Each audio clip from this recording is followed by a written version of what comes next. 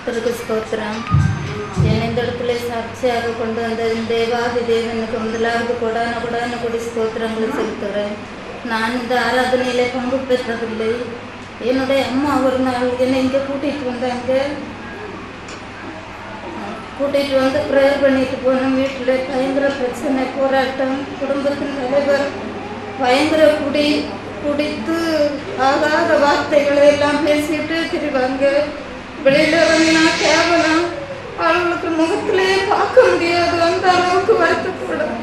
ஏசப்பா, எனக்கு இப்படி ஒரு சோதனையா மனசுலேயே கர்த்தருடைய சமூகத்திலே ஜெபிப்பேன். பிள்ளைகள் மூணு பையன் மாதிரி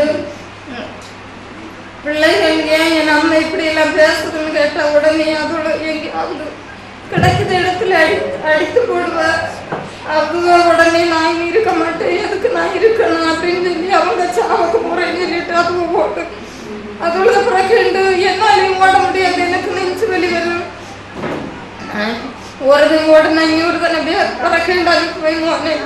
அம்மையால ஓட முடியாது. மக்களை போய் அவனை கூட்டிட்டு போயணும். அப்படி அவங்க கூட்டிட்டு வரும்.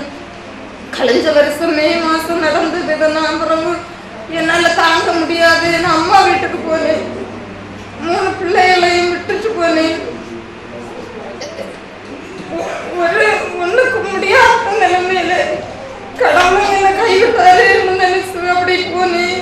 எங்க அம்மா 2-3 நாள் அங்க விட்டு 1 மாசம் அங்கே பிள்ளைகளுக்கு சாப்பாடு கொடுக்காம வீட்டுல இருந்த சாதனத்தை எல்லாம் விட்டு எல்லாத்தையும் தீர்த்துன்னு அடுத்து சாப்பிடறதுக்கு பிள்ளைகள் ஒன்றும் இல்லை. இனி நீங்க எங்கெங்கிலும் போய் சாப்பிடுங்க, ஒரு அம்மையை வீட்டுக்கு போ அப்படின்னு சொல்லி பிள்ளைகளை விரட்டுச்சுன்னு சாப்பாடு ஒன்றும் கொடுக்காம அதுக்கப்புறம் எனக்கிட்ட வந்து எங்கள் அம்மா வீட்டில் என்னையும் அடித்து என்னால் வேலைக்கும் போக முடியாமல் நானும் கஷ்டத்தில் இருந்தேன். எங்கள் அம்மா வயிற்றுன்னுட்டு இருந்து மருந்தெல்லாம் வாங்கி தந்து 20 நாள் கழிஞ்சு வேலைக்கு போனேன். வேலைக்கு போகிறத தெரிஞ்சு அந்த தேடி வந்துன்னு இன்னும் ஒரு பிரச்சனையும் பண்ண மாட்டேன்னு சொல்லி கூட்டிகிட்டு வந்து இன்னும் அப்படிதான் கேவலமாக பேசுவேன்னு அப்படி பிரச்சனைக்கு மேலே பிரச்சனை இருந்து அடுத்து நான் இங்கே ஊழியத்துக்கு இங்கே சர்ச்சுக்கு ஒன்று வந்ததில்லை. என் அம்மா ஒரு நாள் கூட்டிகிட்டு வந்து கழிஞ்ச 2 வாரம் இருக்கும். ஜோம் பண்ணிட்டு போனேன். எல்லா பிரச்சனையும் மாறும்னு சொன்னாங்க. ஆனால் அதுக்கு பிறகு கூடுதல் குடி இல்லை, தண்ணி போட்டாலும் அதிகமாக பிரச்சனை இல்லை.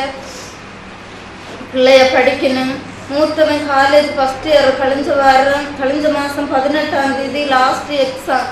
திடீரென்னு அவனுக்கு எழும்பவும் முடியல, கை காலெல்லாம் அணக்கவே முடியல. நான் நல்லா அழுது இங்கேருந்து அன்னைக்கு வந்தாக்கல ப்ரேயர் பண்ணி எண்ணெய் கொண்டு போனேன். எண்ணெய் எல்லாம் மேலெல்லாம் போட்டு அழுது ஜோம் பண்ணினேன். இருந்தாலும் எனக்கு ஒரு பயம். பாஸ்டருக்கு ஃபோன் பண்ணி சொன்னேன். புக் இருந்ததில் நம்பர் இருந்தது. ஃபோன் பண்ணி சொன்னேன், பாஸ்டர் நான் கஷ்டப்பட்டு படிக்க வச்சேன், என்னால் முடியலை. அந்த சூழ்நிலையிலே நான் படிக்க வைக்கிறேன். அவனுக்கு எக்ஸாம் அவன் கண்டிப்பாக அட்டன் பண்ணணும்.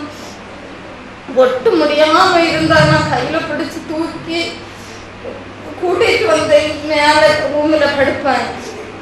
கூட்டிகிட்டு வந்து கீழே படுக்க வச்சு எண்ணெய் எல்லாம் போட்டுட்டு பாஸ்டர்கிட்ட ப்ரேயர் பண்ணினேன். பாஸ்டர் சொன்னார், அவனுக்கு ஒன்றும் ஆகாது, அவன் நல்ல முறையில் எக்ஸாம் எழுத போவான் அப்படின்னு தைரியமாக சொல்லி ப்ரேயர் பண்ணினார். அவன் நல்ல முறையில் எக்ஸாம் எழுத கர்த்தர் கிருபை செய்தார். 3வது பையனுக்கு ஒரு கட்டி குடலிறக்கும்னு சொல்லுவேன். அப்படி சின்ன பையன், இந்த வயசுலாம் எனக்கு இதெல்லாம் வர முடியாதுன்னு டாக்டர் மாதிரி சொன்னாங்க. இருந்தாலும் ஆப்ரேஷன் பண்ணணும்னு சொல்லி ஹாஸ்பிட்டலுக்கு கூட்டிகிட்டு போனால் அவனுக்கு முதுகு எலும்புல சின்னதுலேயே அவனுக்கு ஒரு எலும்பு குறைவு, அப்படி வளைவு. அப்போ மயக்கிறதுக்கு இன்ஜெக்ஷன் போடுறதுக்கு கஷ்டம்னு சொல்லி ஹாஸ்பிட்டல்லேருந்து திரும்ப மெடிக்கல் காலேஜுக்கு நீங்கள் போகணும்னு சொன்னாங்க. நான் கொண்டு போகல. ஜோம் பண்ணேன். பாஸ்டரும் ப்ரேயர் பண்ணினாரு. அவனுக்கு ஒன்றும் ஆகாது, கர்த்தர் பெரிய காரியங்களை செய்வாருன்னு. கர்த்தர் பெரிய காரியம் செய்வார் என்ற விசுவாசத்தோடு நாங்கள் பிறகு ஆஸ்பத்திரிக்கு ஒன்று போகல. எல்லாரும் அவனுக்கு வேண்டி அவனுக்கு ஒரு ஆப்ரேஷன் இல்லாமல் அவன் நல்ல சுகம் பெற எல்லாரும் சொல்லி கேட்டுக்கொண்ட நிலைய சாட்சியம் முடிக்கும்.